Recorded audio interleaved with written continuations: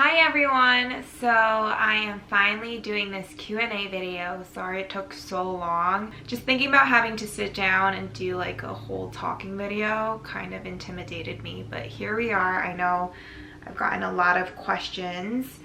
So I've screenshotted a bunch of questions and I'm going to go through as much as I can. So here it is.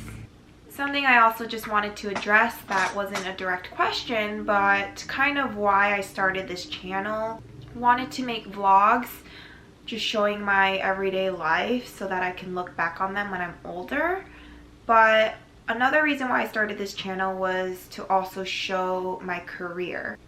A lot of times when people ask me what I do for my job and I say, oh, I'm a speech language pathologist, I usually get a lot of confused looks or people asking me what I do or if I just help to treat stutters and lisps, which is part of it, but it's only like a little sliver of what we do. So I know that I would have really appreciated these kind of videos while I was in undergrad or grad school. Yeah, just wanted to preface with that.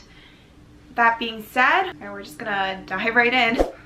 First question is where I went to for undergrad and graduate school. Undergrad, I went to University of Pittsburgh, hail to Pitt. For grad school, I wanted to stay closer to home, so I went to Mercy College in New York. So a question that probably a lot of people were curious about was how I got into this field. I was just helping someone who was already in the program study for her final. She was studying for anatomy and phys. And I was just really intrigued by learning all of the muscles and tissues involved in the way that we speak. And so I was just talking to her, learning more about what she does. And she gave me the contact information for her advisor.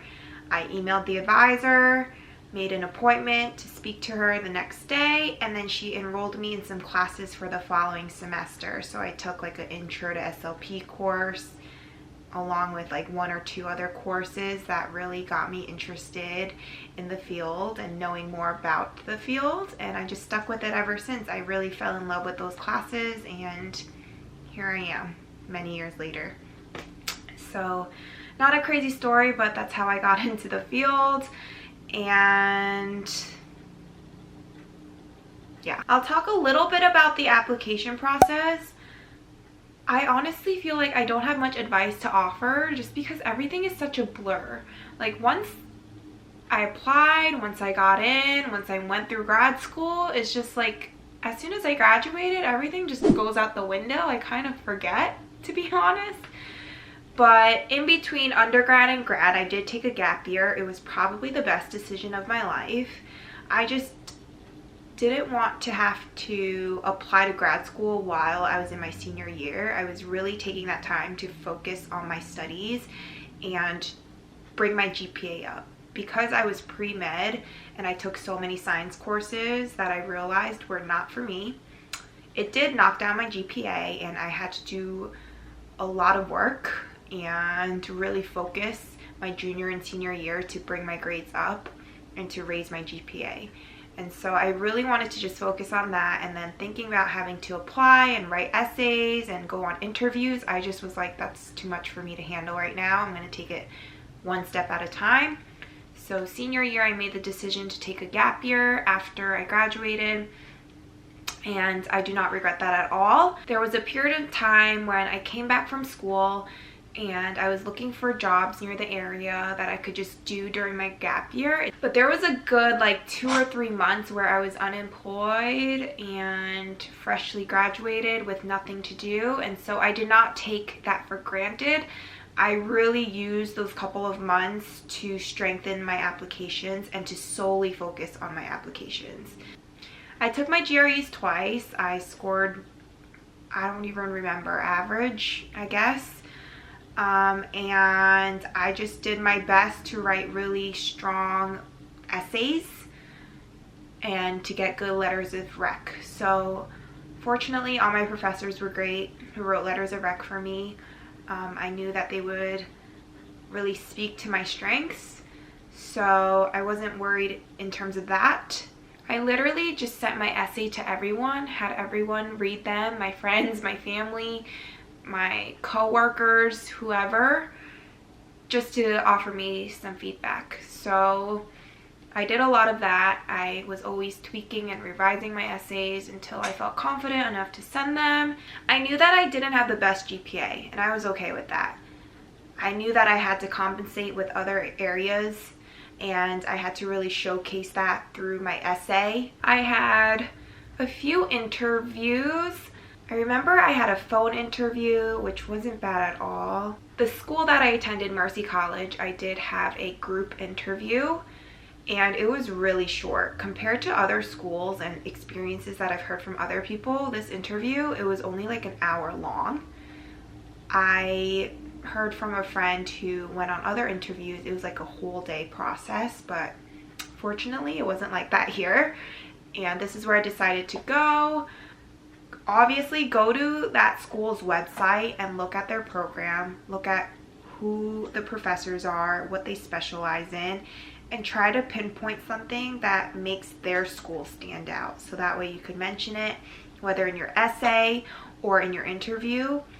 That way they'll be like impressed, like, oh, this student went to great lengths to figure out what our program is about, and it really shows to them that you really want to be there and be accepted into their program. So that's exactly what I did with Mercy. And I looked up on their website. There was, I don't remember what it was called, but it was like this PDF file or something like that, that literally outlined like all the objectives and goals of their program, and it was very specific. I don't remember the details. All I remember is that I went into my interview and somehow brought up that I read that PDF. I just remember her saying, like, you are the first person to ever say that. So I think that left a good impression, and maybe attributed to the fact that I got accepted there. I don't really know. In terms of like the biggest change from undergrad to grad was graduate school is a lot of group work. I had so many group projects. It was ridiculous thinking back on it. And let me say, I am not a group person. I much rather work by myself. I hate working in groups, and I avoid it at all costs. But I was forced to work in groups during grad school. Studied about a week in advance for all my exams, and I don't have much offer to advice. Ultimately, you know what's best for you. So fortunately for me, during undergrad, I learned what helps me study, and I carried that with me throughout grad school. I mean, what works for me may not work for you. Literally, all I did was just read through the textbook, and for each chapter that was going to be on the exam, I just wrote an outline. I typed up my notes, I wrote an outline, I studied the PowerPoints, highlighted, marked important points, and that's really all I did, and I would just keep rereading and rereading until it stuck. I also would write things out a lot. For example, neuroanatomy, we have to memorize a lot of different nerves, like the cranial nerves and all of the muscles and tissues and stuff like that. I used a lot of mnemonic devices, which is something they taught us in grad school. That was super helpful. And I rewrote everything. Like, I can't even tell you how many times I rewrote all the cranial nerves. That's just what helped me learn the information. And just because it works for me doesn't mean it works for you. So not much advice to offer there, but just find what works. If it doesn't, try something different. I don't know what to say. There was one question that asked about the science-y background. Because I did come in on the pre-med track, I took a heck ton of science courses during my undergrad that now like didn't even matter, because I'm pretty sure for SLP you just need to take either chemistry or biology and a physics course and an A&P course. I'm not sure. You could check out the ASHA website for all the details.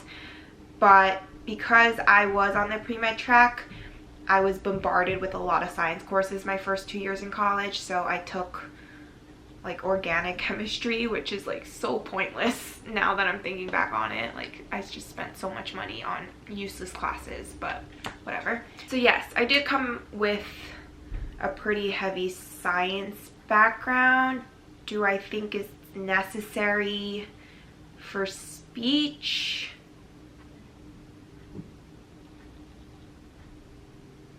Probably not. Honestly, just find whatever works for you in terms of studying and stick with it.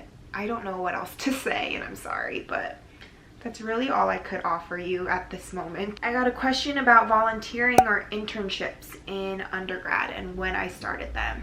I want to say I started my sophomore or my junior year. I'm not exactly sure, but I always had like teaching positions, like teaching assistant positions.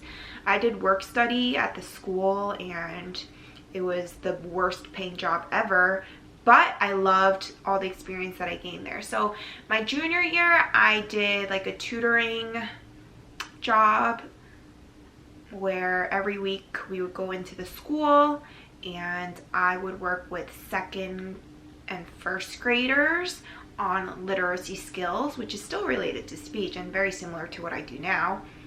And then my senior year, I worked at, it's called the Children's Institute in Pittsburgh, and I absolutely loved it there. So I was a teaching assistant.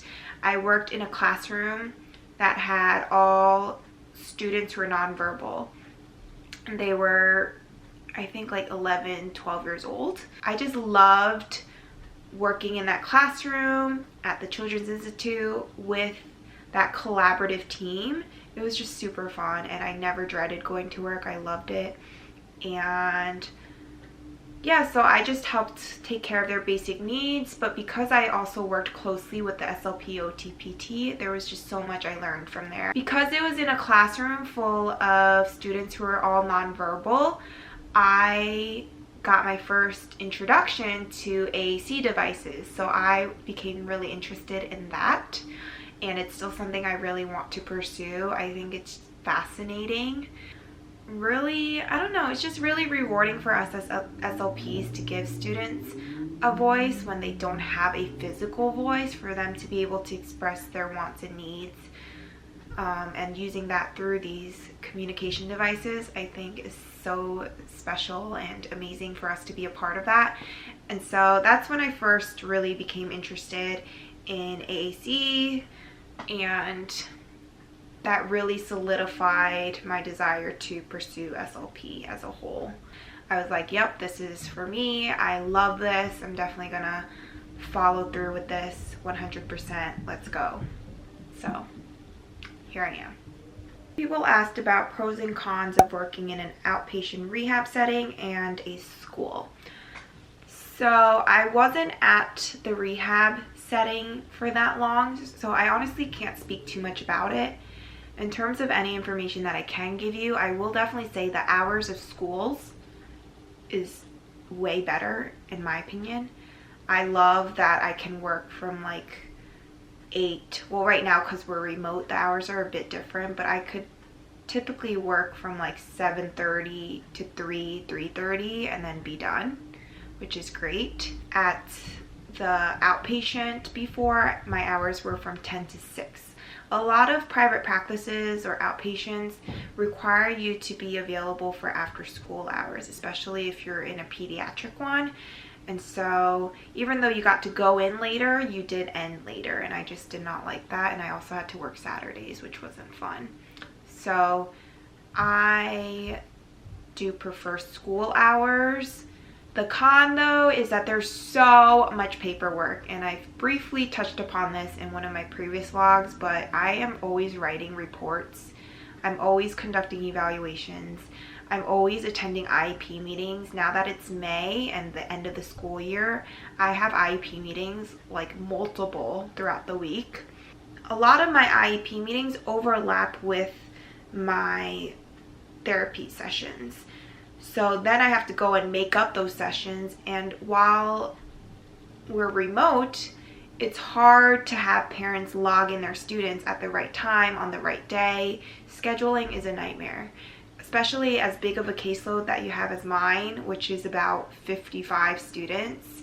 it's nearly impossible to schedule in everybody and also make up all those sessions. Just the thought of it makes me not want to think about it, so I'm not going to. In a private practice setting, there is more parental involvement. Now, the situation is a little bit different because we are still remote, and parents now have been sitting in on the sessions via teletherapy. But if you think about when you're in person at school, you barely have contact with the parents. I mean, obviously you'll send them emails and you'll catch them up with how their child is doing, but really you don't have that face-to-face interaction unless you're in an IEP meeting or some type of meeting with the parents. So that could be a pro, definitely, in a private setting or private practice, is you'll see the parent every single time they bring their child in. You could have them sit in on your sessions, and you could really do parent coaching so that way they can carry those strategies back at home. Whereas in a school, you can't really do that. Or you could send home some resources and do your best to coach them, but you really have to just trust that they're implementing those strategies at home. Let's see.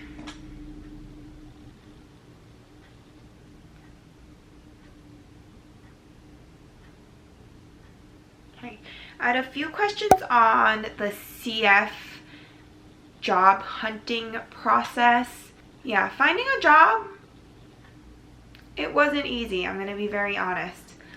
But you just apply everywhere and anywhere, and you kind of make a list of things that you don't want to compromise on, that you find very important in a job or work setting. But I really just encourage everyone who's currently looking for jobs to be flexible.